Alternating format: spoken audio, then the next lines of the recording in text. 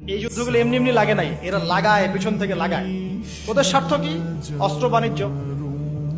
কি বাণিজ্য?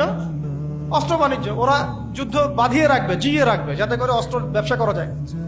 অনেক সময় মুসলমান দুই দেশের মধ্যে যুদ্ধ লাগায় দেয়, দিয়ে অস্ত্রের বাণিজ্য করে।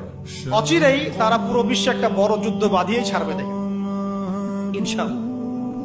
অচিরেই তারা পুরো বিশ্বে একটা বড় যুদ্ধ না বাঁধানো পর্যন্ত থামবে না। এই বিশ্বটাকে ছোট করার দুইটা পদ্ধতি তারা বের করেছে।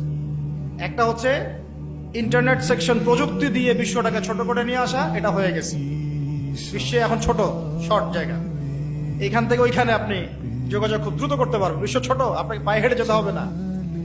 আর একটা অপশন হচ্ছে পুরো বিশ্বে যুদ্ধ বাঁধিয়ে দিয়ে পুরো বিশ্বের আয়তন ছোট করে ফেলা।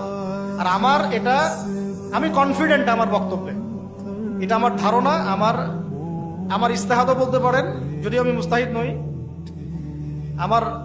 আমার ইন্টারপ্রিটেশন, এই শব্দটা ভালো হবে, ইস্তেহাদ না বলে বলছি আমার ইন্টারপ্রিটেশন, যে অচিরেই তারা পুরো বিশ্বে একটা বড় যুদ্ধ বাঁধিয়েই ছাড়বে, দেখে ইনশাআল্লাহ।